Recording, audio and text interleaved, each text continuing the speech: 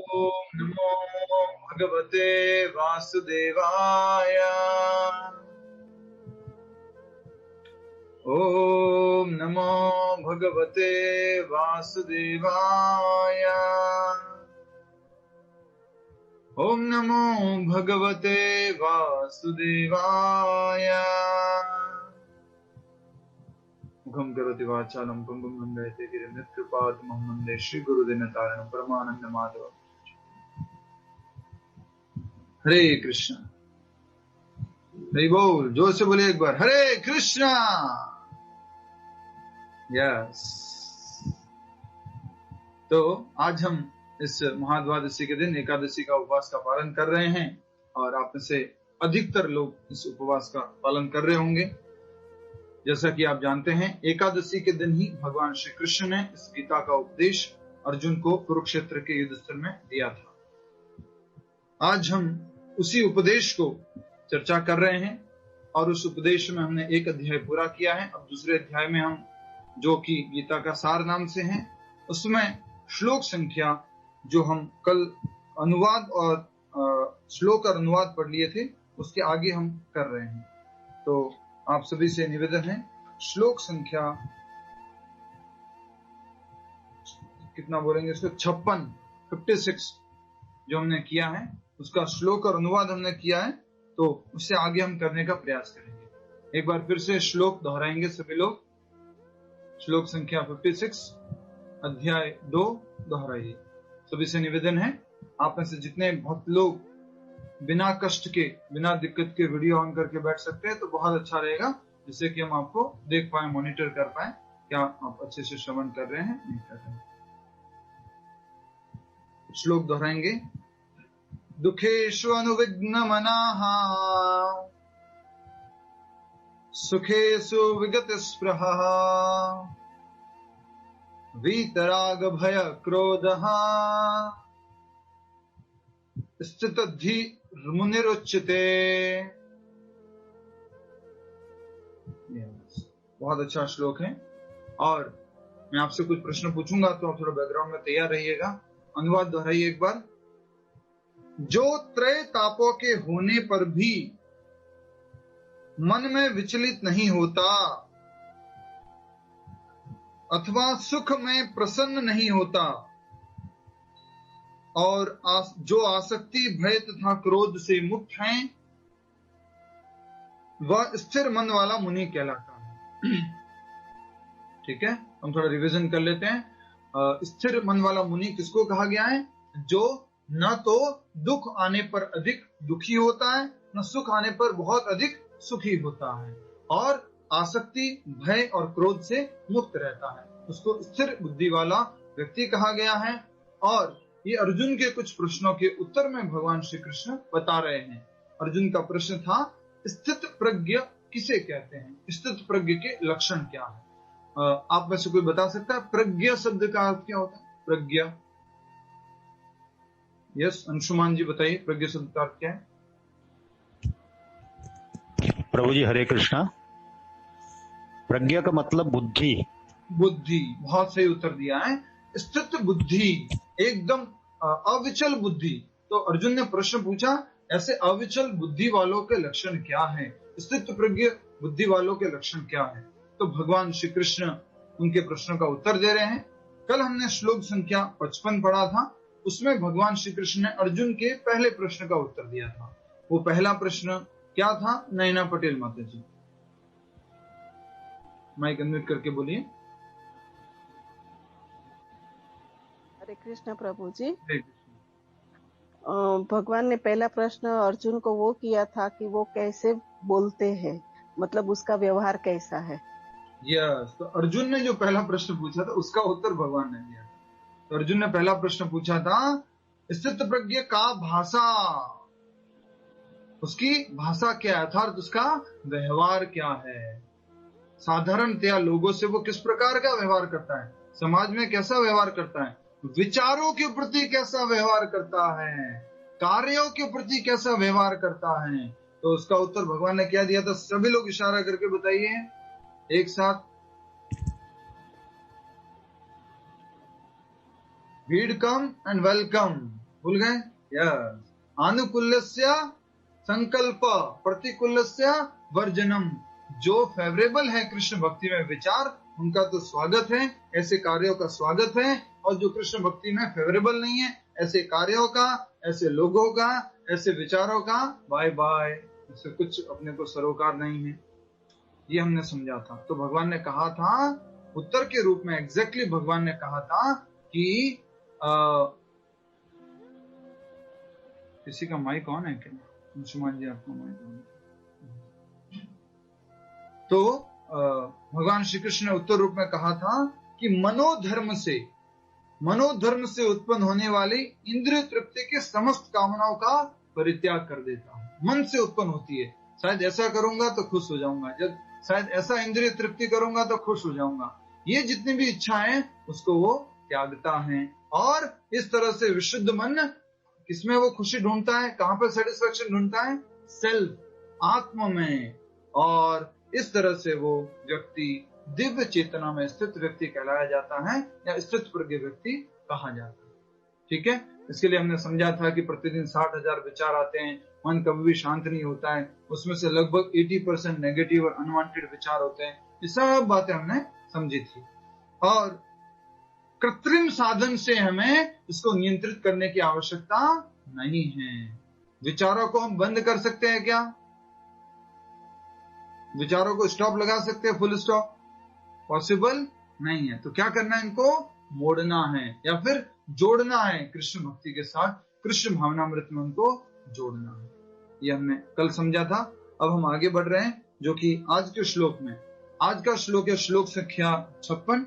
इसमें भगवान श्री कृष्ण कौन से प्रश्न का उत्तर दे रहे हैं? बताइए, कौन से प्रश्न का उत्तर दे रहे हैं? नहीं मालूम? हरे कृष्ण। कृष्णा पटेल जी, कौन से प्रश्न का उत्तर दिया अर्जुन के? उसकी भाषा कैसा है, मतलब सुख और दुख में कैसा व्यवहार करता है। उसका वो दूसरा प्रश्न हो गया कि सुख और दुख में उसका रिएक्शन क्या है, क्या है? बहुत अच्छा आपने बताया। और किसी ने, मैंने पूछा कि कौन सा प्रश्न, तो उन्होंने क्या बोला मालूम है? दूसरा प्रश्न। कितना सरल उत्तर है।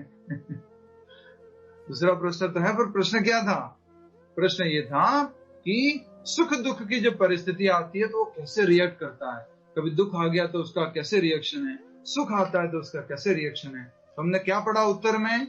सुषमा अजमेर से, माता जी बताइए क्या बताया भगवान श्री कृष्ण उत्तर? सुख और दुख की परिस्थितियों में कैसे रिएक्ट करता है? माइक अनम्यूट करके बोलिए। हरे कृष्ण प्रभु जी। जी प्रभु जी समभाव से रहता है, और न ही खुशी में बहुत ज्यादा उछलता है और न ही दुख में ज्यादा दुखी होता है। तो उसको क्या कहा गया है? समभाव में स्थित व्यक्ति, समभाव में रहता है। इसलिए कहा गया है वो व्यक्ति मन में कभी भी विचलित नहीं होता है। 3 तापत्रयों से, जल्दी से प्रश्न पूछता हूं आप में से एक बात, कोई भी बता दीजिए, तापत्रय क्या होते हैं? ये 3 तापत्रय, ये सब फाउंडेशन है, सारी बेसिक है, सबको मालूम होना चाहिए। हरे कृष्णा। स्वाति जी बताइए, आजकल आप छुप करके बैठने लग गए। हरे कृष्णा। प्रभु जी बोल नहीं पाऊंगी, आवाज नहीं निकल रही है। ओ कृष्णा, जल्दी ठीक हो जाइए आप। हरे कृष्ण। कौन बताएगा? यस, किससे पूछूंगा? शाम वाली क्लास वाले हाथ ना खड़ा करे कृपया करके। आशा गुप्ता माता जी बोलिए। जय श्री कृष्ण प्रभु जी। जय श्री कृष्ण, बोलिए। 3 तरह के ताप हैं। हाँ। आदि भौतिक, हाँ। आदि दैविक, हाँ। और आदि आत्मिक ताप। जी, क्या अर्थ है इनका? आदि भौतिक है जो दूसरों के द्वारा हमको दुख दिए जाते हैं, हाँ। उनके द्वारा कष्ट होते हैं। आदि दैविक है जो प्रकृति के द्वारा हमें कष्ट प्राप्त होते हैं। आदि आत्मिक है जो स्वयं के द्वारा हमें कष्ट प्राप्त होते हैं। बहुत अच्छा, क्या बात है। तो ताप त्रय कौन कौन से हो गए? आदि भौतिक, आदि दैविक एंड आदि और आदि आत्मिक। वेरी नाइस, बहुत अच्छा बताया आपने। आशा करता हूँ सब डिटेल जानते हैं। अब 4 मूलभूत समस्या कौन सी है जीवन की? मूलभूत समस्या है 4, बताइए विनीता जी, बताइए 4 मूलभूत समस्या है। जन्म मृत्यु जरा व्याधि। या जन्म मृत्यु जरा व्याधि, ये मूलभूत समस्या। टोटल कितनी हो गई? 8 हो गई ना टोटल, 5 और 3 8, राइट? रीनल पटेल जी कितनी हो गई टोटल? इशारा करके बताइए, बोलिए, माइक अनम्यूट करके बोलिए। टोटल जीवन की मूलभूत समस्या 4, जन्म मृत्यु जरा व्याधि। और 3 तापत्रय, टोटल कितने हो गए? आदि भौतिक, आदि दैविक और आदि आत्मिक। तो टोटल कितना हुआ? 7 हुआ। ठीक है, मैंने गलत कर दिया था, 8 मैंने बोल दिया था। 7 बिल्कुल सही उत्तर है। 7 प्रॉब्लम्स है और दुनिया में हर किसी के साथ है, कोई इससे बच नहीं सकता है। ये पूरी की पूरी 7 समस्या है और मनुष्य जीवन किसके लिए मिला है?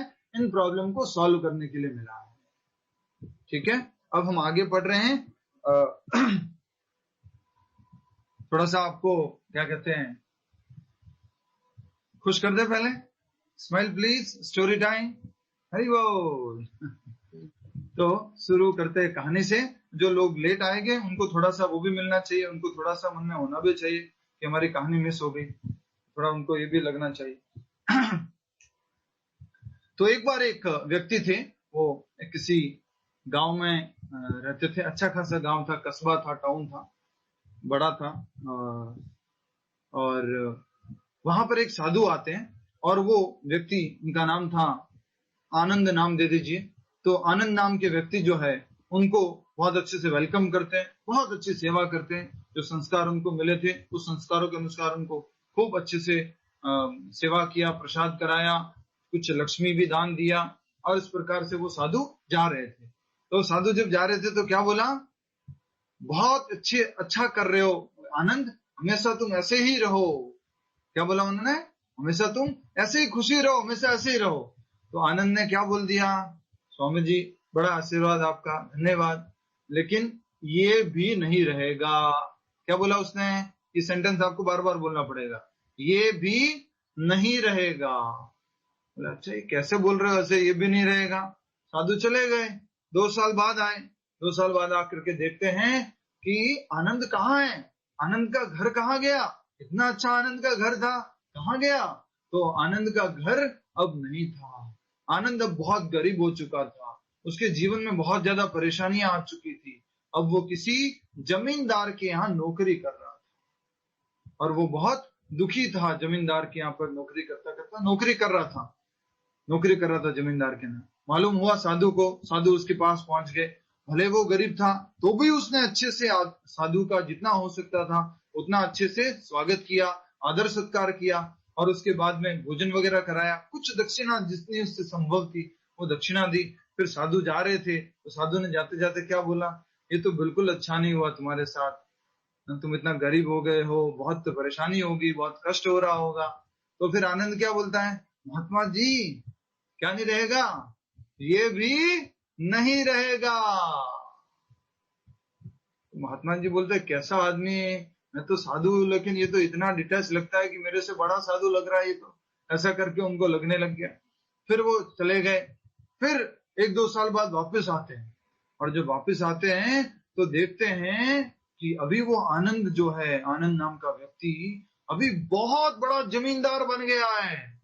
तो साधु उनके पास जाते हैं, उनसे मिलते हैं, फिर से उनका अच्छे से स्वागत करता है, भोजन कराता है, सेवा वगैरह करता है, कुछ दक्षिणा देता है। फिर साधु जाने वाले होते हैं और फिर वो कहते हैं साधु बहुत अच्छा हुआ तुम्हारे साथ, तो ये ऐसा बढ़िया तुम बड़े जमींदार बन गए, ये तो बहुत अच्छी बात हो गई है। तो उन्होंने पूछा कैसे हुआ? बोले ये मैं जिन जमींदार के यहाँ काम करता था उनके बेटे की मृत्यु हो गई और कोई नहीं था, तो जमींदार ने मुझे सब कुछ दे दिया है, तो इस प्रकार से मेरा ये सब कुछ हो गया। बोले तो बहुत अच्छा हुआ। फिर वो आनंद क्या बोलते हैं? स्वामी जी आप अभी भी नहीं समझे क्या? अभी भी नहीं समझ में आया आपको? क्या नहीं होगा? ये भी नहीं रहेगा। बहुत अच्छी शिक्षा है ये जो हम समझने जा रहे हैं। तो साधु बोलते हैं क्या व्यक्ति है ये, तो पूरा एकदम से डिटैच लगता है, बिल्कुल भी आसक्त नहीं है, गरीब था तो आसक्त नहीं है, अमीर है तो आसक्त नहीं है, बिल्कुल पूरी तरह से एकदम हमेशा शांत रहता है, समभाव में रहता है, तो फिर साधु 2-4 साल बाद, 2-4 साल नहीं 10-15 साल बाद वापस आते हैं और वहां पर देखते हैं कि आनंद जो है उसकी मृत्यु हो चुकी है और उसके घर के बाहर जो है कौवे कबूतर वगैरह आ रहे हैं और उधर उधर जा रहे हैं। तो फिर वो साधु कहते हैं कि आनंद ने सही कहा था, ये भी नहीं रहेगा। तो सोचता है कि एटलीस्ट आनंद की तस्वीर को तो देख के आता हूं मैं। तो आनंद की तस्वीर को देखने जाता है और वो आनंद की तस्वीर के पास में लिखा हुआ पाते हैं कि साधु कुछ बोलने लग जाते हैं, आनंद अच्छा नहीं हुआ तुम चले गए। तो उसके तस्वीर के पास भी क्या लिखा हुआ था, ये भी नहीं रहेगा। उस दिन साधु को पूरा रियलाइजेशन हो गया और वो भी पूरी तरह से निरासक्त, मतलब बिल्कुल भी डिटैच हो गए। अच्छा है बुरा है कैसा भी है उसमें समभाव से रहना शुरू कर दिया। तो ये बहुत अच्छी कहानी है। जैसे हमने एक कहानी पढ़ी थी पहले, समझी थी, उसमें था गुड और बैड हु नोज। उसी तरह से ये वाली कहानी है, उसमें क्या था कि ये भी नहीं रहेगा। ठीक है, अब हम आगे तात्पर्य पढ़ते हैं। तात्पर्य थोड़ा सा बड़ा है, अच्छे से समझने का प्रयास कीजिए। हम कोशिश करेंगे कि हम 2-3 श्लोक कर लें आज। तात्पर्य, मुनि शब्द का अर्थ है वह जो शुष्क चिंतन के लिए मन को अनेक प्रकार से उद्वेलित करे किंतु किसी तथ्य पर न पहुंच सके। मुनि जो साधारणतया मुनि वगैरह लोग होते हैं, मुनिम नहीं, मुनि। मुनि शब्द का अर्थ है जो चिंतन करते रहते हैं, और यहाँ लिखा है शुष्क चिंतन। इसको बोलते हैं ड्राई मेंटल स्पेकुलेशन। बस मन से विचार करते रहते हैं, कुछ तथ्य नहीं है, कुछ शास्त्र नहीं है, कुछ पढ़ते नहीं है, बस मन से ही विचार करते रहते हैं। वैसे लोगों को मुनि कहा गया है। और किसी भी कंक्लूजन पर वो नहीं पहुंचते, बस विचार ही विचार करते रहते हैं। कहा जाता है कि प्रत्येक मुनि का अपना अपना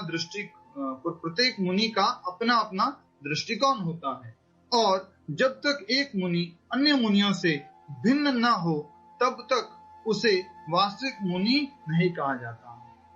तो ऐसा कहा जाता है एक मुनि हमेशा क्या ट्राई करता है, दूसरे मुनि से कुछ अलग बोलने का, कुछ अलग प्रेजेंटेशन देने का। तो इसलिए कहा जा रहा है कि एक मुनि हमेशा अपने मन से कुछ ऐसे विचार प्रस्तुत करता है जो किसी दूसरे मुनि से नहीं मिलते हो, और ऐसे मुनि को कहा जाता है कि ये मुनि है। ठीक है, नेक्स्ट। न चासा वश्रीयस्य मतम न भिन्नम, महाभारत में कहा गया है, किंतु जिस स्थिति मुनि का भगवान ने यहाँ उल्लेख किया है वह सामान्य मुनि से भिन्न है। अभी हमने सामान्य मुनि के बारे में पढ़ा। सामान्य मुनि कौन होता है? सुनिधि सिंह माता जी, सामान्य मुनि।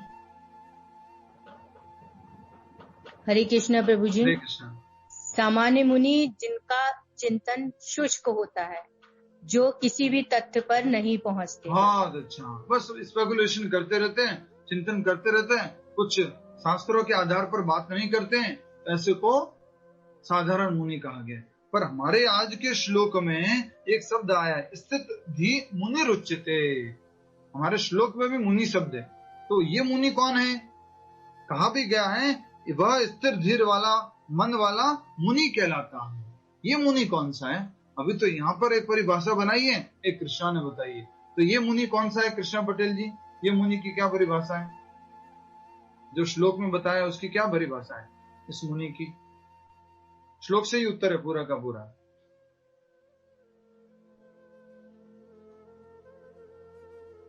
मेरा फोन आ गया था तो मुझे पता नहीं है। श्लोक में से उत्तर दीजिए ना। मुनि, हाँ। मुनि शब्द की क्या परिभाषा बताइए? मुनि शब्द का अर्थ है वह जो सूक्ष्म चिंतन के लिए मन को अनेक ये तो तात्पर्य हो गया। ये तो बताया गया साधारण मुनि, ठीक है, नॉर्मल मुनि, इन जनरल जो मुनि होते हैं वो शुष्क चिंतन करते रहते हैं, विचार करते रहते हैं। श्लोक के अंदर इसका एक अनुवाद बताया गया है। अन्य मुनियों से जो भिन्न है। श्लोक के अंदर, श्लोक में देखना है, श्लोक के अनुवाद में। वृंदा माता जी बोलिए। वृंदा माता जी। यस। हरे कृष्ण प्रभु जी। हरे कृष्ण। जो सदैव कृष्ण भावना भावित रहता है। और क्या लक्षण है उसके? श्लोक में से उत्तर है। न तो वो खुशी में ज्यादा खुश होता है, न ही दुख में ज्यादा दुखी होता है, और भय, आसक्ति और क्रोध से मुक्त होता है। उसको क्या कहा गया है? स्थिर धीर वाला मुनि कहलाता है। तो दो तरह के मुनियों की बात की गई है, एक तो जो स्थिर रहता है, कृष्ण भावनामृत में रहता है, और एक जो मात्र चिंतन करता रहता है, किसी कंक्लूजन पर नहीं पहुंचता। तो हमारे श्लोक में कौन से मुनि की बात की गई है? स्थित धी मुनि की। तो वो क्या है? स्थित धी मुनि। पढ़िए, तात्पर्य में हमारे साथ साथ रहिए। स्थित धी मुनि सदैव कृष्ण भावना भावित रहता है, क्योंकि वह सारा सृजनात्मक चिंतन पूरा कर चुका है। क्रिएटिव थिंकिंग, बहुत अलग अलग तरह का विचार, वो सब उसको पार कर चुका है, उससे ऊपर उठ चुका है। उसको क्या कहा गया है? कृष्ण भावनामृत में स्थिर मुनि। वह प्रशांत निशेष मनोरथांतर कहलाता है। प्रशांत किसको कहते हैं? प्रशांत। वो क्या रहता है? शांत रहता है, पीसफुल रहता है, विचलित नहीं होता है। जैसे कि अगर आप देखेंगे, जब बारिश आती है तो बहुत सारी नदियां किसमें आके मिल जाती हैं? किसमें आके मिल जाती है? रूपल पटेल जी?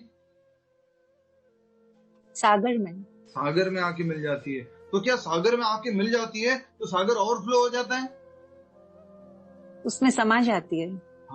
इतनी सारा पानी आता है तो सागर का पानी बाहर बाहर बाहर सब जगह सिटियों में फैल जाता है? नहीं प्रभु जी। क्या? प्रशांत। तो वो क्या रहता है? शांत रहता है। तो यही कहा गया है कि स्थित धी मुनि सदैव कृष्ण भावनामृत में कृष्ण भावना भावित रहता है, क्योंकि वह सारा सृजनात्मक चिंतन पूरा कर चुका होता है। वह प्रशांत निशेष मनोरथांतर कहलाता है, या जिसने शुष्क चिंतन की अवस्था पार कर ली है और वह निष्कर्ष पर पहुंचा है कि भगवान श्री कृष्ण या वासुदेव ही सब कुछ है। वासुदेव सर्वमिति स महात्मा सुदुर्लभः। वह स्थिर चित्त मुनि कहलाता है। तो दो मुनियों के बारे में बात की गई। हरि बोल, हरे कृष्णा। समझ जाइएगा अच्छे से ना। दो मुनियों की बात की गई है। पहला मुनि जो चिंतन करता रहता है, किसी निष्कर्ष पर नहीं पहुंचता, ठीक है। दूसरा मुनि कौन सा है? कृष्ण भावना भावित मुनि है, जो हमेशा कृष्ण का चिंतन करता रहता है और उसका मन कैसा रहता है? स्थिर रहता है, फोकस रहता है। वो मुनि जो है उसको कृष्ण भावना भावित मुनि कहा गया है। और ऐसा मुनि क्या है? दुर्लभ है, इतनी आसानी से नहीं मिलता है। इसका मन एकदम से कंट्रोल रहता है, स्थिर रहता है। ऐसा मुनि जल्दी से नहीं मिलता है। और वो मुनि निष्कर्ष पर भी पहुंच गया है। कौन सा निष्कर्ष पर पहुंचा है? भड़ानी माता जी, वो मुनि कौन से निष्कर्ष पर पहुंचा हुआ है?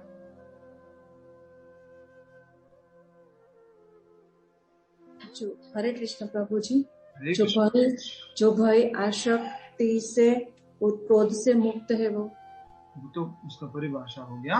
वो कौन से निष्कर्ष पर पहुंचा है? आपके पास देखिए ना, तात्पर्य में हम साथ साथ चल रहे हैं ना। तात्पर्य से प्रश्न पूछा है। संध्या माता जी बताइए।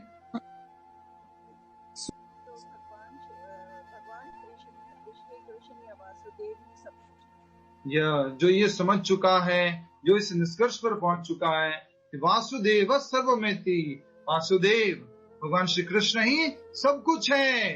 वो कौन है? मुनि है, स्थित धीर मुनि है। ठीक है, समझ में आ गया ना आपको? दो प्रकार के मुनियों की बात की गई है। पहला मात्र चिंतन करता रहता है, कोई शास्त्र चिंतन नहीं होता, किसी निष्कर्ष पर नहीं पहुंचता है। दूसरा वाला वो शास्त्रों से चिंतन करता है, कृष्ण भावनामृत में चिंतन करता है, और न तो सुख में विचलित होता है और ज्यादा खुश होता है, न दुख में ज्यादा दुखी होता है, समान रहता है, शोक भय और आसक्ति से जो है वो मुक्त रहता है। ऐसा मुनि निष्कर्ष पर पहुंचता है, और वो निष्कर्ष क्या है? वासुदेव श्री कृष्ण ही सब कुछ है। ऐसा कृष्ण भावना भावित व्यक्ति तीनों तापों के संघात से तनिक भी विचलित नहीं होता, क्योंकि वह इन कष्टों तापों को भगवत कृपा के रूप में लेते हैं। अभी जो हम आगे पढ़ने जा रहे हैं ना, हरि बोल, हरे कृष्णा, सभी लोग सुनिए। अभी जो आगे हम पढ़ने जा रहे हैं वो बहुत ज्यादा प्रैक्टिकल बात है। कैसे हम आजकल के रहने वाले लोग, हम लोग कैसे सुख दुख की अवस्था को हमें कैसे हैंडल करना है, वो आज के अभी जो बताया जा रहा है उसमें कहा गया। तो क्या कहा रहा है देखिए, ऐसा कृष्ण भावना भावित व्यक्ति तीनों तापों के संघात से तनिक भी विचलित नहीं होता, क्योंकि वह इन कष्टों तापों को भगवत कृपा के रूप में लेता है और पूर्व पापों के, इतना ही करते पहले, तो तीनों तापों का संघात मतलब तीनों ताप आ जाते हैं किसी के जीवन में। किसी के जीवन में क्या आ गया? प्रॉब्लम्स, अपने खुद के शरीर की वजह से और मन की वजह से। इसको बोलते हैं आदि आत्मिक। Problems due to other living entities, दूसरे जीव जंतुओं की वजह से, इसको बोलते हैं आदि भौतिक। फिर समस्या आ जाती है नेचुरल डिजास्टर, नेचुरल कैलेमिटीज की वजह से, उसको क्या बोलते हैं? आदि दैविक। ये तीनों प्रॉब्लम्स भी आ जाए तो भी वो डिस्टर्ब नहीं रहता है, वो विचलित नहीं होता है, और इन कष्टों को वो किस रूप में लेता है? भगवान ये क्या है? आपकी कृपा है। मुझे इतना बड़ा कष्ट आना था, इतने में आकर के रह गया है। समझ रहे हैं आप? ये भक्त विचार करता है। तो अगर हम सब लोग अपने आप को भक्त मानते हैं या हम भक्त बनना चाहते हैं तो हमारा विचार ऐसा होना चाहिए। कैसा? जीवन में कभी भी दुख आए, कष्ट आए, सबसे पहला कारण तो किसको बोलना? मेरे कारण ये दुख आया है। सबसे पहला उत्तर क्या होना चाहिए? मैंने ही ऐसे कुछ कर्म किए थे, उस कारण से दुख आए। बट भगवान की कृपा है, बहुत कृपालु है, दयालु भगवान। इतना बड़ा कुछ होना था, इतना सा हो करके रह गया। समझ में आया भक्त क्या सोचता है जब कष्ट आता है, दुख आता है? ठीक है, मैं पूछ लेता हूं आपसे जल्दी से। अनिता माता जी बताइए, भक्त क्या सोचता है जब कष्ट आता है, दुख आता है? तो सभी लोग सुनिएगा। हरे कृष्ण जी। जो भगवान का, जिसने भगवान को कृष्ण भावनामृत पा लिया, कर लिया है, वो जानता है कि जो कुछ हुआ है वो भगवत कृपा से हुआ है। बहुत बड़ा कष्ट आने वाला था, वो छोटे में ही आके निपट गया, तो वो उस कष्ट को भी भगवान की कृपा के रूप में स्वीकार करता है और उससे विचलित नहीं। एक और कारण, सबसे पहला कारण क्या बोलता है वो? जो भी दुख आ रहा है उसका कारण कौन है? मैं खुद हूँ, उसका कारण मैं खुद, स्वयं कर्म है। ठीक है, ये हमारी फिलॉसफी होनी चाहिए जीवन जीने की। तो कभी आप ज्यादा विचलित नहीं होंगे, कभी दुखी नहीं होंगे। तो आज जो कहा जा रहा था, सुख में ज्यादा सुखी नहीं होता है, दुख में ज्यादा दुखी नहीं होता है, तो ये प्रिंसिपल से आप ऐसा बन सकते हैं। तो क्या कहा जा रहा है, एक बार फिर से देखिए। तीनों तापों के संघात से तनिक भी विचलित नहीं होता, क्योंकि वह इन कष्टों को भगवत कृपा के रूप में लेता है और पूर्व पापों के कारण अपने को अधिक कष्ट के लिए योग्य मानता है, और वह देखता है कि उसके सारे दुख भगवत कृपा से रंच मात्र रह गए हैं। कृष्णा पटेल माता जी, समझ में आ रहा है? सभी लोगों को समझ में आ रहा है? हरि बोल। जिनका मैं नाम नहीं ले रहा हूं तो वो ये मत सोचिएगा कि मेरे को तो पूछते ही नहीं है। सबकी तरफ देख रहा हूं मैं, सबको देख पा रहा हूं मैं। प्रीति काकड़िया जी, ममता पटेल जी, दिग्पत सिंह जी, मनोज कक्कड़ जी, विजय जैन जी, संगीता मुलेवा जी, सबको देख रहा हूं। हरे कृष्णा। तो यहाँ पर बहुत ही महत्वपूर्ण बात बताई जा रही है कि जब एक भक्त के, कृष्ण भावना भावित व्यक्ति के जीवन में क्या आता है? कष्ट आता है, तो वो क्या करता है? वो उसको सोचता है कि मेरे ही कर्मों के कारण है, और भगवान की कृपा है कि मुझे इतना बड़ा आना था और रंच मात्र रह गया है, छोटा सा रह गया है। ठीक है, ये एक भक्त का तरीका होता है जीवन जीने का। नेक्स्ट, इसी प्रकार जब वह सुखी होता है तो अपने को सुख के लिए अयोग्य मानकर इसका भी श्रेय भगवान को देता है।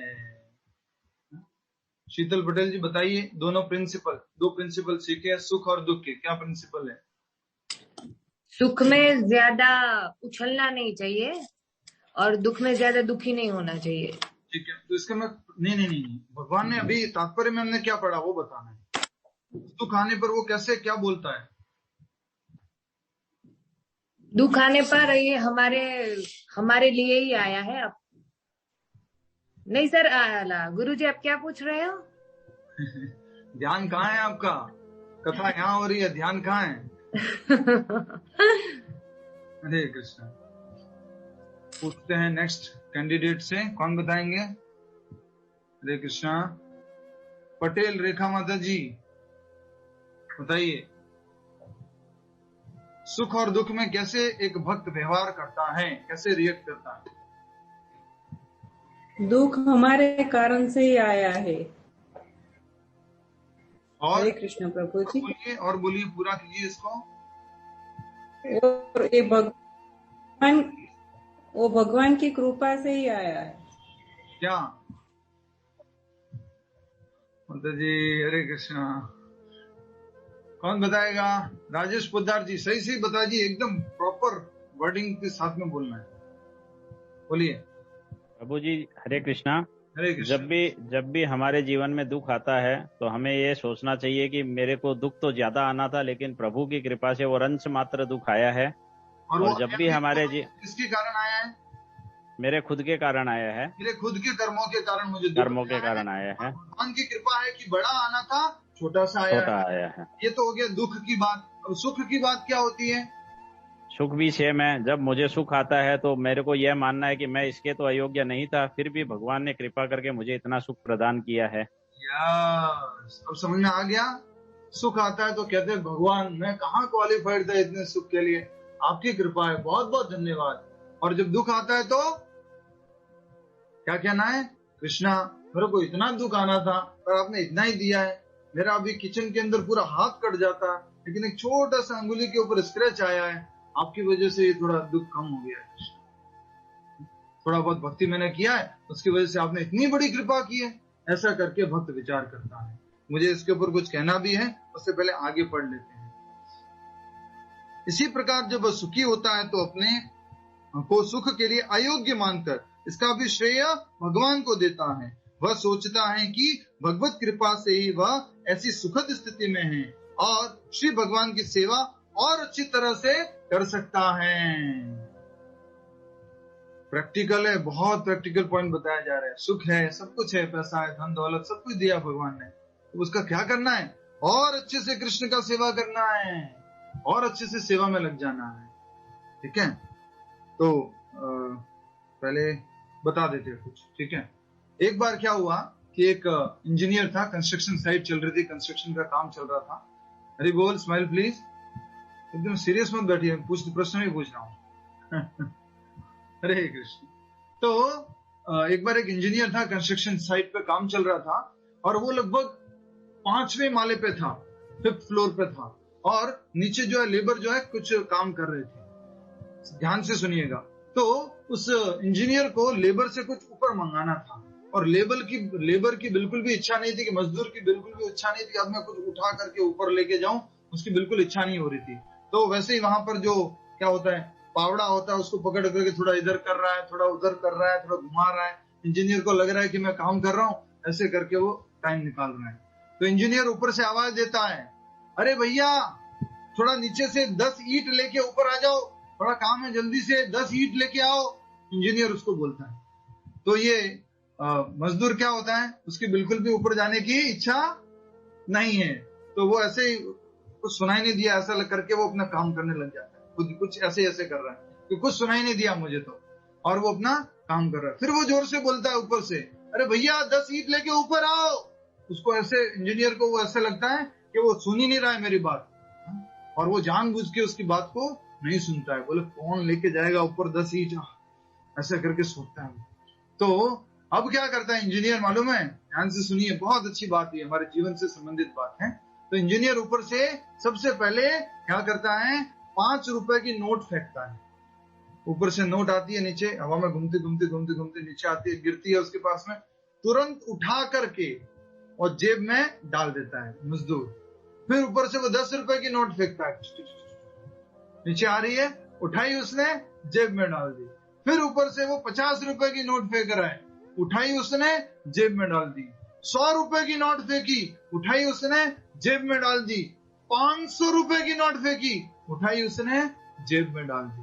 इंजीनियर परेशान हो गया, अरे मैं इतनी नोट फेंक चुका हूं, अभी भी ये ऊपर नहीं देख रहा है एक बार भी कि कौन फेंक रहा है, कहां से आ रहा है, ऊपर नहीं देख रहा है। तो क्या करूं मैं, कैसे समझाऊं इसको, कैसे मैं कुछ बताना चाहता हूं इसको मैं। तो इंजीनियर ने वहां पर क्या किया मालूम है, एक कंकड़ उठाया। क्या उठाया?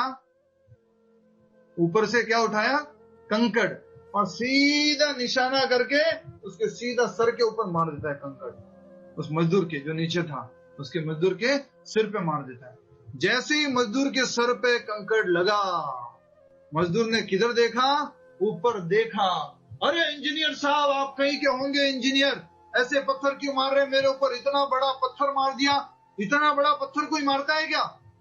मैं भी इंसान हूं, इतना बड़ा पत्थर मार दिया। छोटा सा एक कंकड़ मारा था और वो इंजीनियर को बुरा भला कहने लग गए। इतना बड़ा पत्थर मारा, आपको शर्म नहीं आती है कि ये कोई तरीका होता है आपका? जब नोट फेंक रहा था तब तो वो पीछे मुड़ के नहीं देखा, जब एक छोटा सा कंकड़ मारा तो पीछे मुड़ के देख कर भी जोर जोर से उसको चिल्ला रहा है, उसको डांट रहा है इंजीनियर को। तो इसका अर्थ क्या है, आपको समझ में आ रहा है? कुछ समझ में आया? ऊपर वाला फेंकता जा रहा है, हम लपेटते जा रहे हैं। ऊपर वाला फेंकता जा रहा है, हम लपेटते जा रहे हैं, हम इकट्ठा करते जा रहे हैं। और कभी भी ऊपर नहीं देख रहे, थैंक यू कृष्णा, कभी नहीं बोल रहे हैं, कभी नहीं बोल रहे हैं। और कभी थोड़ा कष्ट आ गया, कभी थोड़ा बच्चा बीमार हो गया, या किसी घर में किसी को कोई तकलीफ आ गई, कृष्णा नहीं मिला था क्या? हमारे बच्चा ही मिला था आपको? इतना छोटा बच्चा, इसने क्या बिगाड़ा है? इसने क्या गलत कर्म किए थे? यही मिला था क्या आपको? भगवान को कोसने लग जाते हैं। कितने लोग एग्री करते हैं? सही सही बताइए, यस और नो, यस और नो। या नो, सुषमा माता जी नो, अच्छा शीतल जी नो, यस। अच्छा पहले से डिवोटी ऐसा लग रहा है, बहुत बढ़िया। और कोई नो वाले और भी कोई है? हरे कृष्ण। तो साधारणतया क्या होता है, ऐसा ही होता है। कुछ और लोग हैं नो वाले। हम लोग जब भगवान सब कुछ देता है तब तो कुछ ऊपर देख के धन्यवाद नहीं भी देते हैं, मैंने ऐसा कर्म किया होगा इसलिए मिल रहा है, मैंने तो बहुत मेहनत की है, बहुत हार्ड वर्क किया, इसकी वजह से मुझे इतना मिल रहा है। और जब कुछ कष्ट आता है तो सीधा भगवान को दोष देने लग जाते हैं कि भगवान तुमने ये किया है, मैंने तो सब कुछ अच्छा किया था, तुमने ऐसा कर दिया मेरे जीवन में। तो ये इंजीनियर की और ये मजदूर की कहानी से हम समझ सकते हैं। और इसी तरह की एक छोटी सी कहानी बोल देता हूं कि एक बार एक पटेल जी थे, ठीक है? कौन थे? पटेल जी। पटेल जी खेती करने में बहुत एक्सपर्ट होते हैं। तो उन्होंने क्या किया, बहुत अच्छा गार्डन बनाया और बहुत अच्छे उसमें फल आ गए, बहुत अच्छे फूल आ गए। और उसके बाद में पटेल जी सबको कहने लग गए, अरे हमारा गार्डन बहुत सुंदर है। लोग आकर के बोलने लग गए, पटेल जी आपका गार्डन तो बहुत सुंदर है। तो पटेल जी भी क्या बोलते थे, हाँ बहुत मेहनत किया है, क्या समझते हो आप, बहुत हार्डवर्क किया है, खूब देसी खाद डाली है और बहुत मेहनत करके ये गार्डन बनाया है, इसलिए इतने अच्छे फूल वगैरह आए हैं। तो पटेल जी ऐसे बोलने लग जाते हैं। तो सब लोग वाहवाही करते हैं, फिर पटेल जी भी वाहवाही लेते हैं, हाँ मैंने किया, खूब मेहनत की है, मेरी मेहनत का परिणाम है ये, तो मैंने इतना मेहनत किया जब जाके इतना सुंदर गार्डन बना है। एक दिन क्या होता है कि वहां पर एक थोड़ा सा पागल बैल आ जाता है। कौन आता है? बैल। और बैल आकर के उस पूरे के पूरे गार्डन में पूरे के पूरे अच्छे से सुंदर उसने जो बगीचा बनाया था पटेल जी ने, पूरा उसको तहस नहस कर देते हैं। बाद में लोग आकर के पूछते हैं, पटेल जी ये आपका बगीचे को क्या हो गया? तो पटेल जी क्या बोलते मालूम है, ये भगवान को भी क्या मालूम क्या सूझी थी, एक पागल बैल को भेज दिया और सब कुछ मेरा बगीचा खराब कर दिया। जब बगीचा बना था, सब अच्छा अच्छा हो रहा था, तब क्या बोल रहा था, मैंने किया है। जब कोई बिगड़ गया तो बोल रहा है भगवान ने किसी को भेज दिया, सारा बिगाड़ दिया मेरा। ये हम सब का एटीट्यूड है। And we blame sometime God, Lord has done this. ठीक है, तो ये दोनों उदाहरण याद रखिएगा, मैं भूल जाऊंगा बट आप याद रखिएगा, आपकी मेमोरी अच्छी है। हरे कृष्ण। नेक्स्ट, एक बार पीछे वाले लाइन, वह सोचता है कि भगवत कृपा से ही वह ऐसी सुगध स्थिति में है और भगवान की सेवा और अच्छी तरह से कर सकता है। अच्छी सुखद स्थिति में है, अच्छा जीवन जी रहा है, तो उसको और अच्छे से भगवान की सेवा करनी चाहिए। और श्री भगवान की सेवा के लिए तो वह सदैव साहस करने को सन्नद्ध रहता है, हमेशा एंडेवर करता है, हमेशा कोशिश करता है भगवान की सेवा में अधिक से अधिक कैसे करो। नेक्स्ट, वह राग तथा विराग से प्रभावित नहीं होता। ये राग और विराग क्या होता है, इसको हम समझ लेते हैं, बहुत सरल है।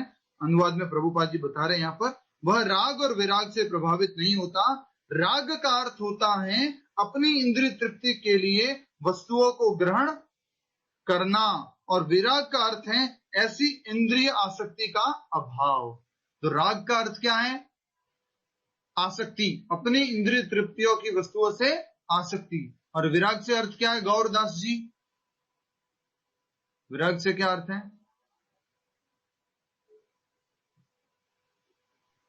मैं रेगुलर नहीं हूँ प्रभु जी। अभी इसमें पढ़ा ना, अभी मैंने बोला, उसमें से उत्तर है। राग मतलब आसक्ति, तो विराग मतलब सेंस ग्रेटिफिकेशन से डिटैचमेंट। तो यही कहा गया है, राग मतलब आसक्ति और विराग मतलब अनासक्ति। तो वो दोनों से भी प्रभावित नहीं होता है कृष्ण भावना भावित व्यक्ति।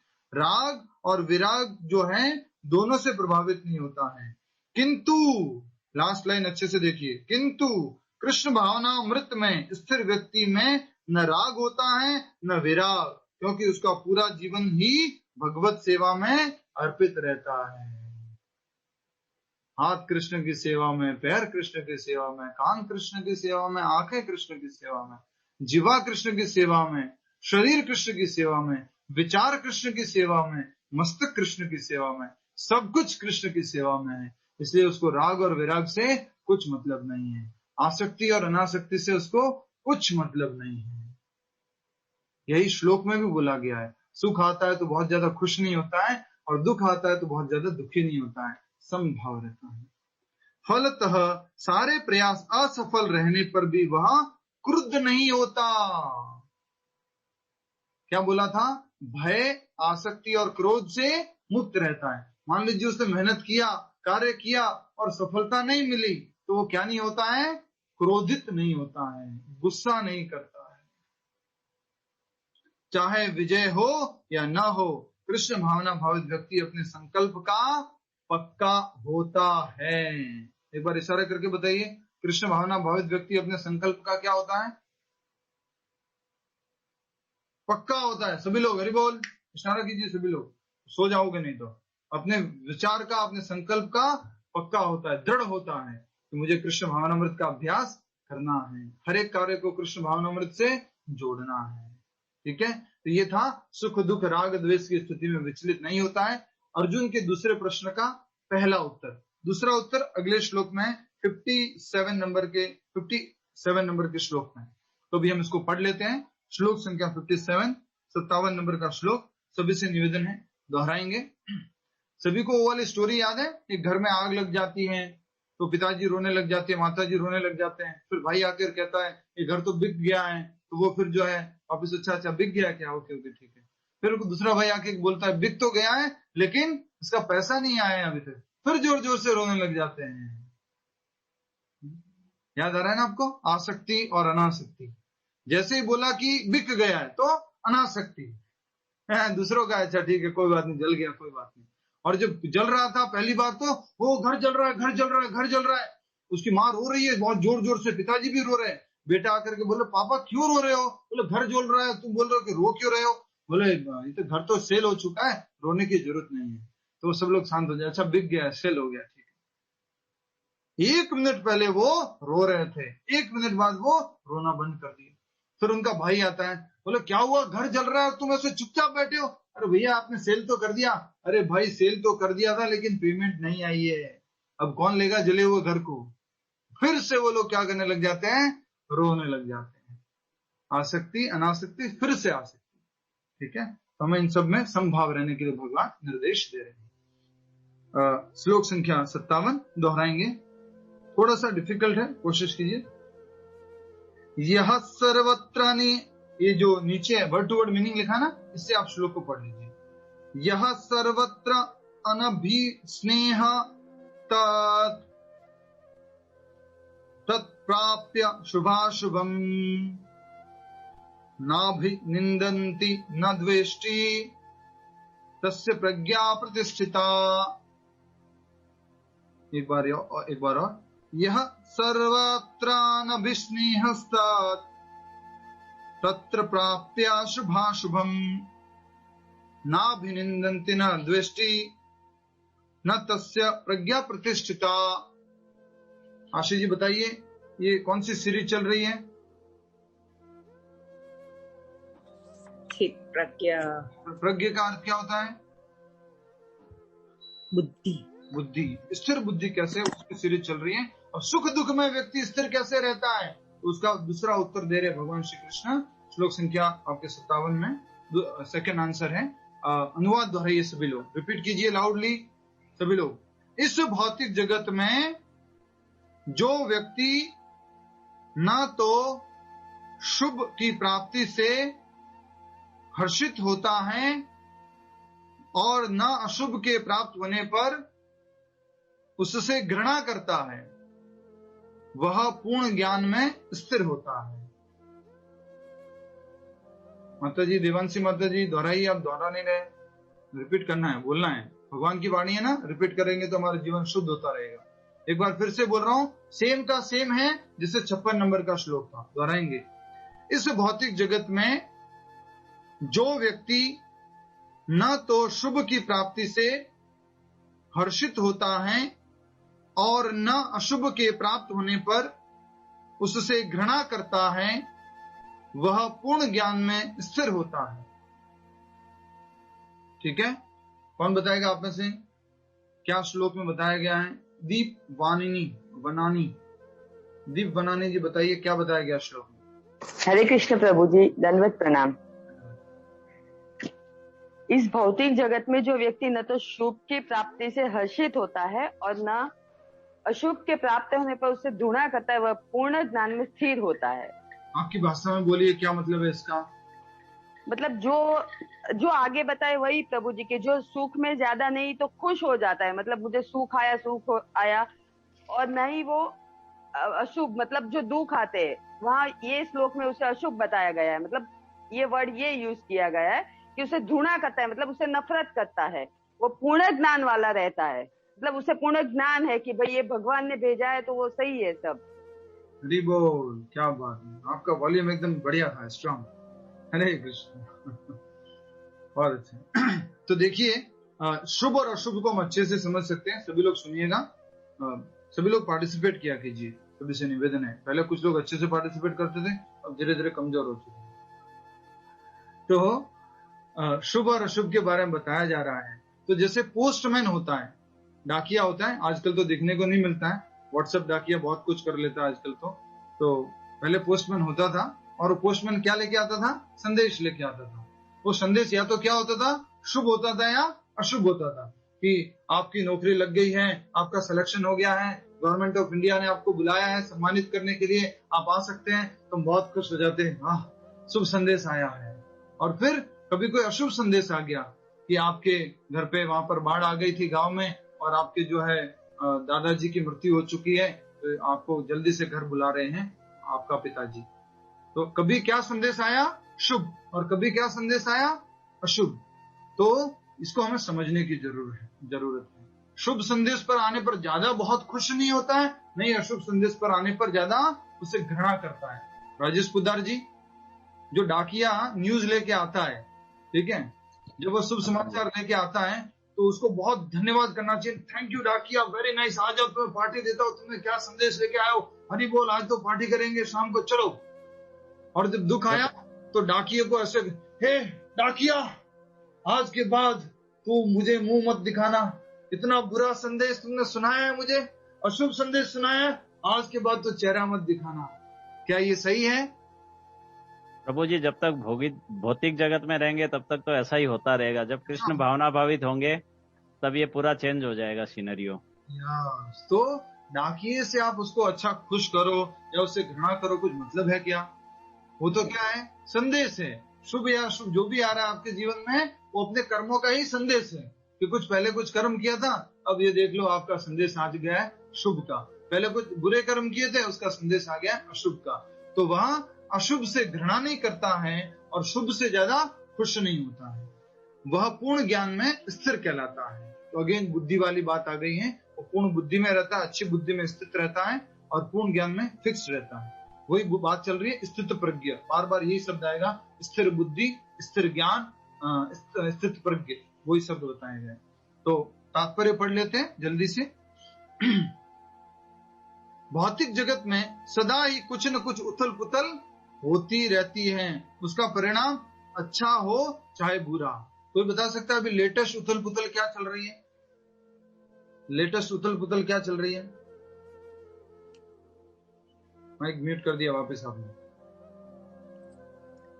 कोरोना गुरुजी, कोरोना चल रहा है, तो कोरोना में हम बहुत ज्यादा उथल पुथल हुआ है, बहुत सारे लोगों की जाने गई है और बहुत सारे लोग खुश भी हुए हैं, बहुत रोकड़ा कमाया है, बहुत पैसा अर्न किया है। हॉस्पिटल, बड़े बड़े मल्टीनेशनल हॉस्पिटल्स वाले और जो बड़े बड़े मल्टी स्पेशलिटी हॉस्पिटल चलाते हैं, उनमें लोग बहुत ज्यादा पैसा भी कमाए हैं। ऑक्सीजन वालों ने बहुत पैसा कमाया है और मास्क वालों ने, सैनिटाइजर वालों में, जिनको कोई पूछता भी नहीं था, बहुत बढ़िया से धन धान्य से वो हो चुके हैं। तो उथल पुथल होता रहता है भौतिक जगत में, हर समय उथल पुथल चलता रहेगा। तो कभी उसका परिणाम अच्छा होगा तो कभी बुरा। जो भी उथल पुथल से विचलित नहीं होता, जो अच्छे शुभ या बुरे अशुभ से प्रभावित रहता है, उसे कृष्ण भावनामृत में अप्रभावित रहता है। सॉरी, अच्छे तथा बुरे से अप्रभावित रहता है, उसे कृष्ण भावनामृत में स्थिर समझना चाहिए।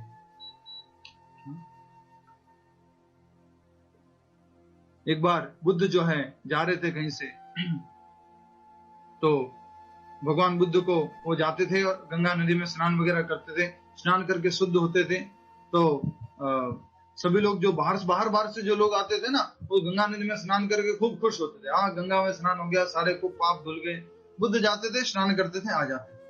तो इस प्रकार से प्रतिदिन उनका नियम था। एक बार जो है वहां से वो वापस आ रहे थे, तो रास्ते में एक बहुत ज्यादा एक ईर्ष्यालु व्यक्ति था बुद्ध से। उसने क्या किया, बुद्ध के ऊपर स्पिट कर दिया, बुद्ध के ऊपर थूक दिया। तो बुद्ध ने क्या किया, जा करके वापस गंगा नदी में स्नान किया, वापस आए, जा रहे थे, फिर थूक दिया, फिर गए वापस, फिर स्नान किया, फिर जाने लग गए। फिर कुछ गाली बोल रहा है, थूक रहा है, कुछ कर रहा है, फिर बुद्ध जो जा रहे हैं, स्नान कर रहे हैं वापस से और अपना काम कर रहे हैं। तो यहाँ पर वही कहा गया है, शुभ स्नान शुभ होता है और वो जो गंदा कुछ कर रहा था वो अशुभ होता है। शुभ और अशुभ से जो विचलित नहीं होता है, उसको क्या कहना है, स्थिर बुद्धि वाला व्यक्ति कृष्ण भावनामृत में स्थिर समझना चाहिए। स्थिर, ठीक है। जब तक मनुष्य इस भौतिक संसार में है, तब तक अच्छाई तथा अच्छाई या बुराई की संभावना रहती है, क्योंकि ये संसार द्वैत से पूर्ण है, द्वंद्वों से पूर्ण है। जब तक इस जगत में रहेंगे, दुनिया में कुछ गारंटी है कि नहीं है, ये सब चीजें गारंटी है। क्या? 4 मूलभूत समस्या है, 3 तापत्रय, ये गारंटी है। और क्या गारंटी है? जब तक ये शरीर रहेगा तो क्या रहेगा, सुख या दुख, लाभ या हानि, अच्छा या बुरा, मान या अपमान, दोस्ती या घृणा, ये सब रहेगा जब तक इस जगत में रहेंगे। फिर आगे बताया गया है, कृष्ण भावना भावित व्यक्ति जो होता है ना, इन द्वैतों से भी ऊपर उठ जाता है, द्वंद्वों से ऊपर उठ जाता है। किंतु जो कृष्ण भावनामृत में स्थिर है, वह अच्छाई या बुराई से अछूता रहता है, क्योंकि उसका सरोकार कृष्ण से रहता है, जो सर्व मंगलमय है। ऐसे कृष्ण भावनामृत से मनुष्य पूर्ण ज्ञान की स्थिति प्राप्त कर लेता है, जिसे समाधि कहते हैं। श्लोक में था ना शब्द, पिछले श्लोक में, 53 नंबर के श्लोक में, समाधो विधीयते, 53 नंबर के श्लोक में था, समाधि किसे कहते हैं। हरे कृष्णा, मैं इसके लिए 2 उदाहरण देना चाहूंगा, आप ध्यान पूर्वक सुनिएगा।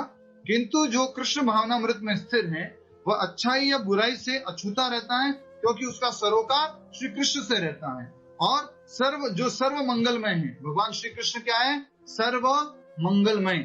भगवान श्री कृष्ण का एक नाम बताया, कृष्ण क्या है, सर्व मंगलमय।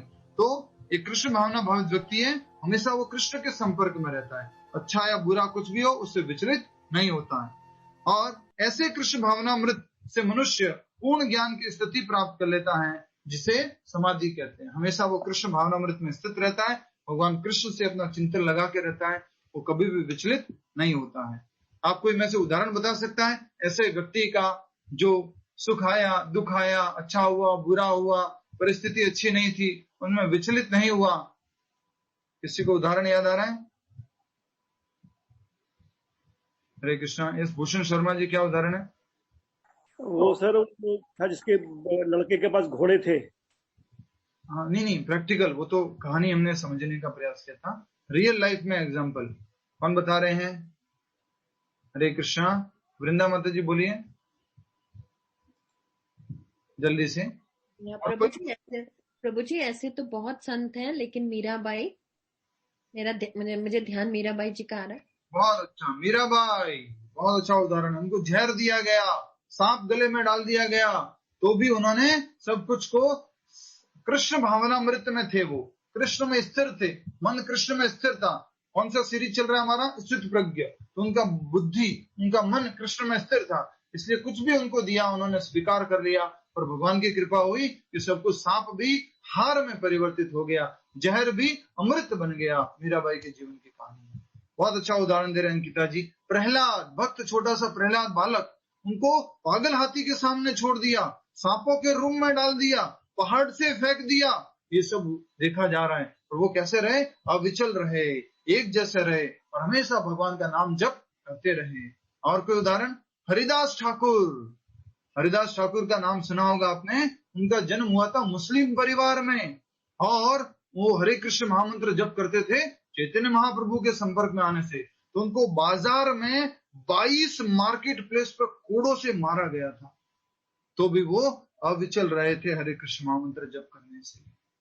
यस, प्रभा जैन माता जी, और कोई उदाहरण? 2 और उदाहरण देने मुझे, बोलिए। प्रभुपाद जी। हरि बोल, मेरा उदाहरण आपने बोल दिया। हरे कृष्ण।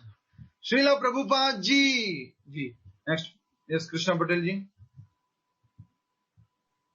नरसिंह मेहता। नरसिंह मेहता, तो जितने भी महान संत हुआ है, तो ये बहुत बड़ा उदाहरण नरसिंह मेहता जी का है।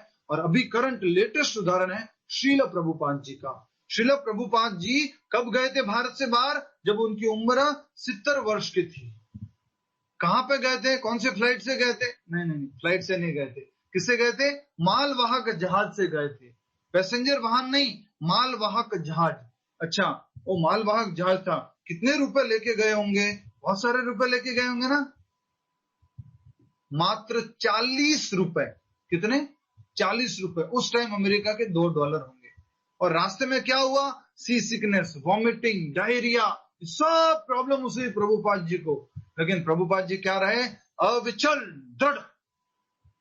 मेरे गुरु की आज्ञा है, मुझे किसी और से सरोकार नहीं है, सुख दुख लाभ हानि अच्छा बुरा मुझे कोई मतलब नहीं है, मुझे कृष्ण भक्ति का प्रचार करना है। उन्होंने कैप्टन को नहीं बोला, कैप्टन साहब अगले स्टेशन पे उतार देना, रिटर्न जहाज में वापस इंडिया चला जाऊंगा, अकेला बूढ़ा आदमी किधर जा रहा हूं।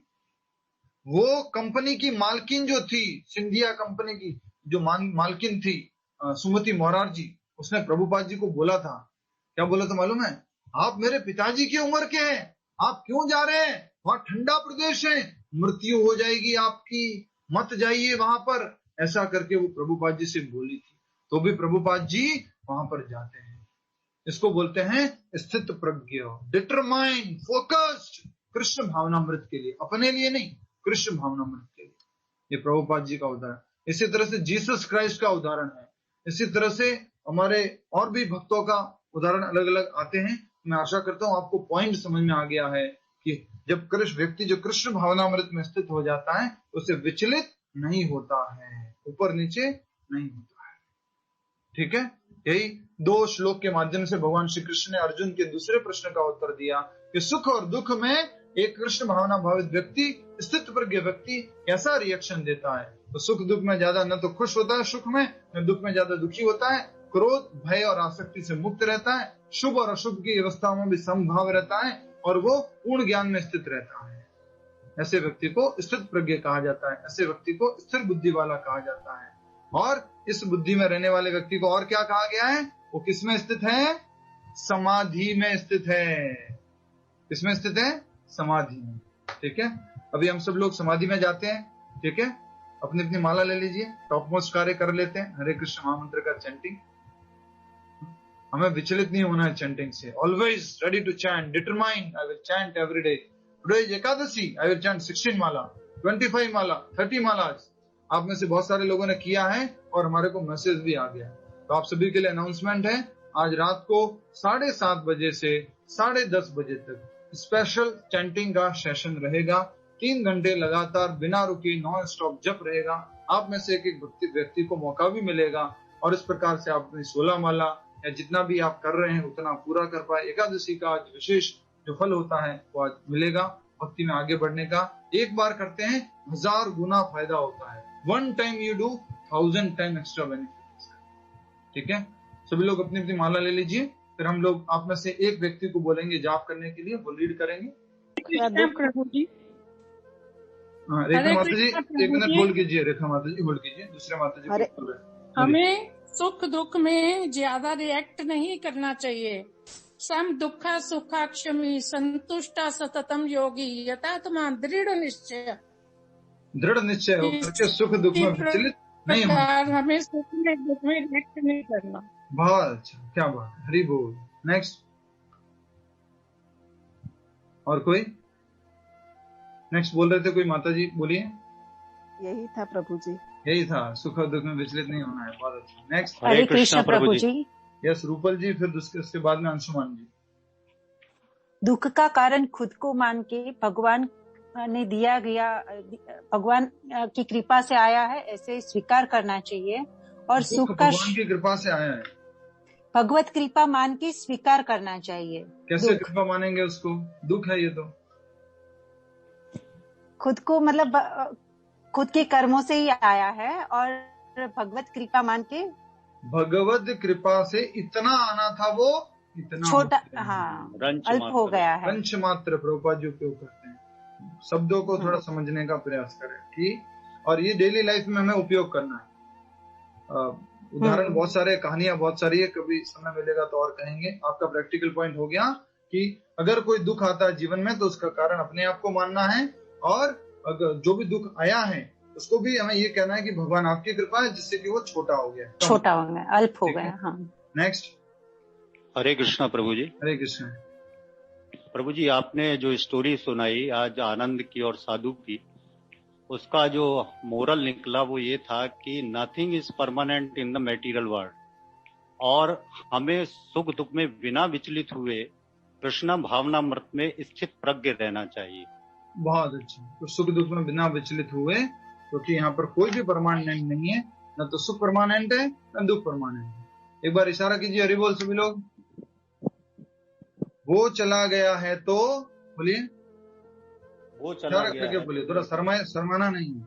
वो चला गया है तो, वो चला गया है तो ये भी चला जाएगा। वो सुख आया था वो चला गया, तो दुख आया ये भी चला जाएगा। ठीक है, कुछ भी परमानेंट नहीं। नेक्स्ट,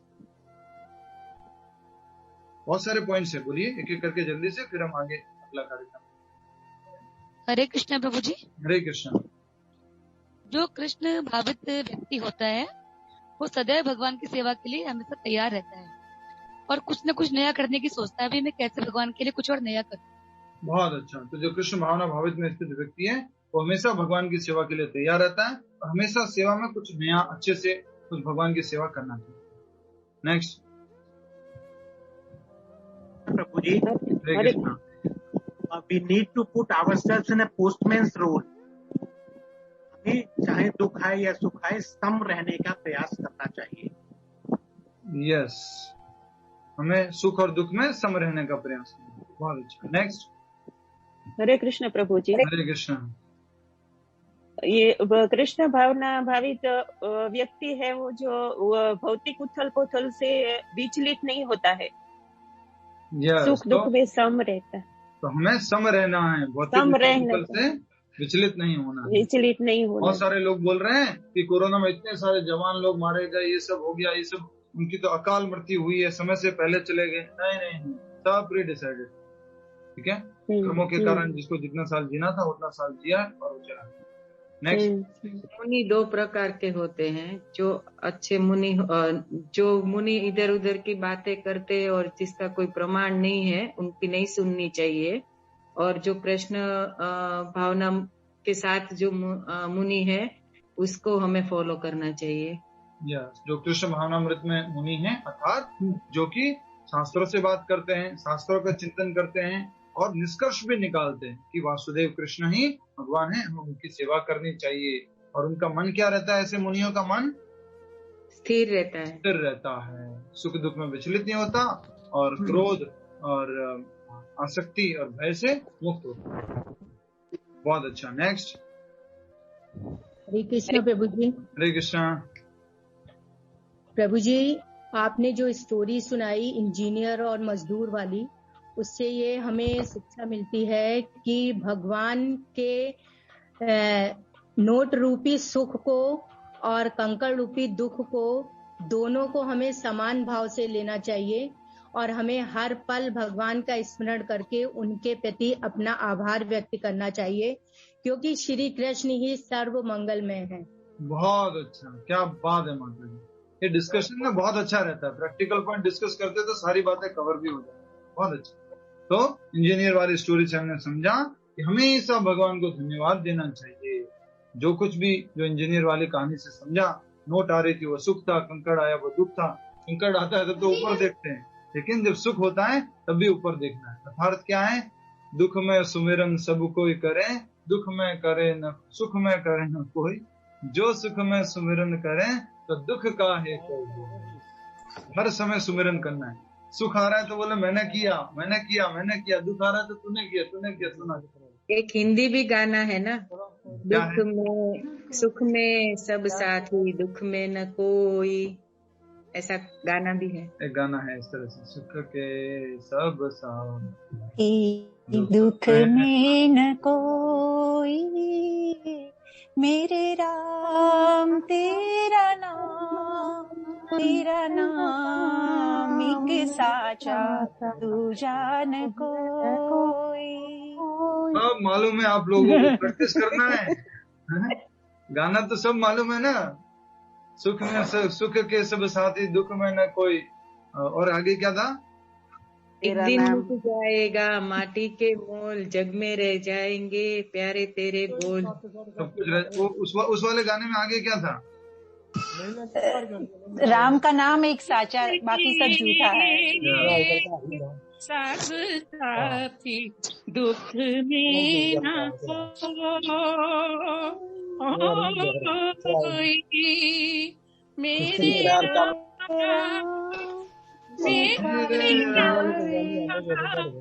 ठीक है। अभी आप सब लोग भजन गाने लग जाएंगे तो अभी क्लास में तो भजन गाएंगे, उसके बाद में फिर दूसरा गाएंगे। क्लास के बाद भी भजन गाना है। अरे बोलिए, नेक्स्ट कौन बोल रहे हैं?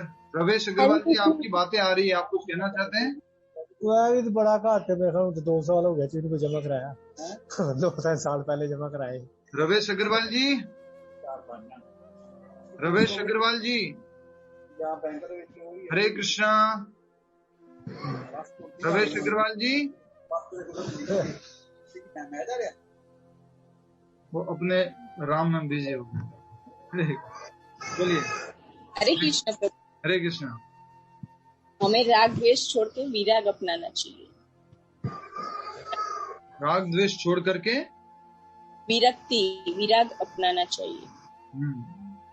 हरे कृष्ण जी। विरक्ति, और विरक्ति का अर्थ है कि अनासक्ति कह सकते हैं, अनासक्त होना चाहिए। विरक्ति को हम अभी नहीं कर पाएंगे, हम युक्त वैराग्य कर सकते हैं, तो हमें अनासक्त होना चाहिए, आसक्ति नहीं होना है। घर में गाड़ी है, परिवार है, बच्चे हैं, बहू है, खाना है, सब कुछ सारी सुविधा है, आसक्ति नहीं रखेंगे। आसक्ति रखेंगे तो बहुत दुख है। यस अंकिता जी। हरे कृष्ण प्रभु जी, आपने जो आज आनंद जी की कहानी बताई थी, उस कहानी में हमें एक बहुत अच्छी शिक्षा मिली कि जैसे उनके पास जमीन जायदाद आ गया, फिर कभी उनके साथ दुखों का भार टूट गया, तो वो किसी भी कंडीशन में विचलित नहीं हुए। उनने बार बार एक ही चीज दोहराई, ये भी नहीं रहेगा। तो इसका अर्थ है कि वो बहुत सारे सुखों में हर्षित भी नहीं हुए और बहुत सारे दुखों में उन्होंने भगवान से घृणा भी नहीं की। उन्होंने एक मुनि को अपनी तरफ से शिक्षा दी कि किसी भी तरीके से संभाव रहना चाहिए। और जी, और एक स्थिर प्रज्ञ की बात आपने समझाई कि जैसे मीरा जी, प्रहलाद जी थे, वो किसी भी कंडीशन में, बुरे से बुरे वक्त में स्थिर प्रज्ञ के प्रस्तुत हुए। उससे हम सब भक्तों को, जो बन रहे हैं भक्त, उन्हें काफी प्रेरणा मिलती है संभाव रहने में। हरे कृष्ण। नेक्स्ट कोई और प्रैक्टिकल पॉइंट? हरे कृष्णा प्रभु जी। हरे कृष्णा। हाँ, हमें इस भौतिक जगत के द्वंद्व, सुख दुख, लाभ हानि, जय पराजय, इससे विचलित हुए बिना कृष्ण भावना भावित बनना है। यस, भौतिक द्वंद्वों से विचलित हुए बिना कृष्ण भावना भावित बनना है। एक पॉइंट रह गया है, सुख दुख का तो बोल दिया सबने, वह दुख मेरे कर्मों की वजह से आ रहा है और भगवान की कृपा इसलिए वो दुख कम हो चुका है। सुख के लिए क्या पॉइंट था? हमें सुख का श्रेय भगवान को देना चाहिए और हमेशा उनका धन्यवाद करना चाहिए। बहुत अच्छा। सुख का श्रेय अपने आप को नहीं देना चाहिए, क्योंकि ऑलरेडी भगवान ने दूसरे अध्याय के 47 श्लोक में बोल दिया है क्या? तुम अपने कर्म के फल के कारण तुम नहीं हो। क्या बोला था? तुम अपने कर्म के फल के कारण तुम नहीं हो। तो पहले ही भगवान ने बोल दिया था। इसलिए हमें कभी भी जो अपना कर्म का फल आता है, जो सुख आता है, उसका धन्यवाद भगवान को देना चाहिए, उसका श्रेय भगवान को देना चाहिए। ठीक है, नेक्स्ट। हरे कृष्णा प्रभु जी। जी बोलिए सुरेश माता जी। भगवान सर मंगलमय हैं, वे सबका मंगल ही करते हैं, इसीलिए हमें उन सुख दुख में समभाव रहकर उनके ऊपर विश्वास करके कृष्ण भक्ति करनी चाहिए। हमेशा भगवान मंगल ही करेंगे। जैसे प्रभुपाद जी भारत से बाहर गए, इतना ज्यादा दुख आया, समस्या आई, हिप्पीज के बीच में जाके रहे, मांसाहारी लोग, जुआ खेलने वाले लोग, नशा करने वाले लोग, उनके बीच में जाके रहे प्रभुपाद जी, अविचल भाव से रहे। और भगवान ने पूरा उनको एम्पावर्ड कर रखा था कि उन्होंने फिर मात्र 10 साल में पूरे विश्व में 108 कृष्ण मंदिरों की स्थापना कर दी। और शुरुआत जो है न्यूयॉर्क से की, अमेरिका से की, जहाँ पर लोग हरे कृष्णा हरे रामा ये भी सही से नहीं बोल पाते थे। Right, next. हरे कृष्णा प्रभु। हरे कृष्ण।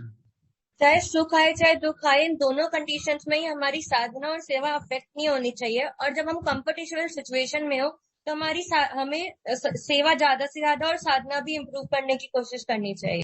बहुत अच्छा practical day to day life का पॉइंट बताया है कि कभी घर में कुछ परेशानी आ गई या कुछ मेहमान आ गए या कुछ ऐसा हो गया तो हमारी साधना में इसका प्रभाव नहीं पड़ना चाहिए।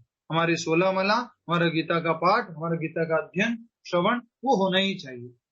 और दूसरा इन्होंने बताया कि अगर बहुत अच्छी सिचुएशन है, कुछ दुख नहीं है, सब कुछ अच्छा अच्छा चल रहा है, तो हमें अधिक सेवा करने का प्रयास करना चाहिए, अधिक से अधिक मदद करने का प्रयास करना चाहिए। ठीक है, मैं आशा करता हूँ प्रैक्टिकल पॉइंट्स हो गए, नहीं तो एक आध है तो बोलिए।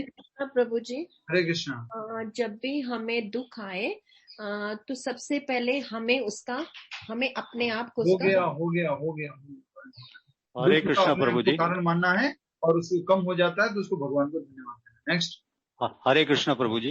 हरे कृष्णा। मेरा एक प्रैक्टिकल पॉइंट और है प्रभु जी कि हमें निष्कर्ष विहीन ज्ञान अर्जित नहीं करना है, हमें जिससे कोई निष्कर्ष हासिल हो वो ज्ञान अर्जित करना है और ये मानना है कि कृष्ण ही सब कुछ है, कृष्ण और वासुदेव को ही हमें जानना है। यस, बहुत अच्छा, ये कृष्णा पटेल जी ने पॉइंट बताया था। नेक्स्ट, और कोई? हमें सिर्फ मुनि न बन के स्थित मुनि बन के। क्या बात है, हमें ओनली मुनि नहीं बनना है जो खाली सोचता रहता है। ये अभी एक मुनि कैसे सोचता है मैं बताता हूँ, ठीक है? एक बार देखिए मुनि कैसे सोचता है। हरे कृष्णा। देखिए ये अभी अंशुमान जी है ना, ये पीछे बहुत सारी बुक्स दिख रही है, ये पक्का 1 नंबर का एडवोकेट होगा लेकिन 2 नंबर का काम करता होगा, कुछ ना कुछ बोलते रहते हैं। अभी ये कहाँ पर होगा? अभी ये मुझे लगता है अभी कहाँ पर है, सूरत में है। ये कृष्णा पटेल जी अभी कहाँ होंगे? पटेल है, सौराष्ट्र में होंगे। क्या करता रहता है? शुष्क चिंतन करता रहता है। फिर कुछ मन में आता है नहीं वहां नहीं होंगे, कहीं और होंगे। कोई कंक्लूजन तो होता ही नहीं है। स्थित बुद्धि मतलब, स्थित मुनि मतलब उसको पूरा डिटरमाइंड है, ये है, ऐसा ऐसा है, प्रमाण के आधार पर। अंशुमान जी आप क्या है, कृष्णा जी आप क्या है, कृष्णा जी आप कहाँ रहते हैं, अंशुमान जी आप, पूरा प्रमाण है उसका। ठीक है, हरे कृष्ण। और कोई प्रैक्टिकल पॉइंट रहा है तो पूछिए, नहीं तो हम प्रश्न उत्तर की तरफ आगे बढ़ेंगे। फिर आपकी जो भी चॉइस होगी, कीर्तन या जाप, हम करेंगे। प्रभु जी मैं बोलूं? हरे कृष्णा। बोलिए। दुख का कारण सुख का साधन है। दुख का कारण सुख का साधन है, कैसे? जैसे हम लोग सुख ज्यादा ढूंढते हैं, बड़ी बड़ी गाड़ियां हैं, एसी है, हरे कृष्णा प्रभु जी, में बैठते हैं, तो वही हमारे को रिवर्स, कभी कभी वही हमारे को गलत उसमें आ जाता है। नहीं, वो तो समझ में आ गया, सुख जो है दुख का कारण बन सकता है, दुख सुख का कारण कैसे बनेगा? ठीक है, आपके पॉइंट को इस तरह से लेते हैं, सुख और दुख में समभाव रहना है। ठीक है, हरे कृष्ण। ठीक है, हाँ बोलिए। सारे प्रयास असफल होने पर भी क्रोध नहीं होना चाहिए। Yes, very nice. देखिए कितना अच्छा पॉइंट है ये लास्ट में जो था ना तात्पर्य में, जब सारे प्रयास असफल हो जाए तो भी क्रोधित नहीं होना चाहिए, गुस्सा नहीं करना चाहिए। Very nice. तो अभी हम प्रश्न उत्तर की तरफ आगे बढ़ते हैं। प्रश्न उत्तर 2-4 कर लेते हैं, उसके बाद आप अगर जाप करेंगे तो और भी अच्छा है, क्योंकि आपका जाप माला जो काउंटिंग होती है वो भी हो जाएगी, नहीं तो आप कहेंगे तो कीर्तन करेंगे। प्रश्न उत्तर की तरफ आगे बढ़ते हैं। प्रश्न उत्तर शुरू।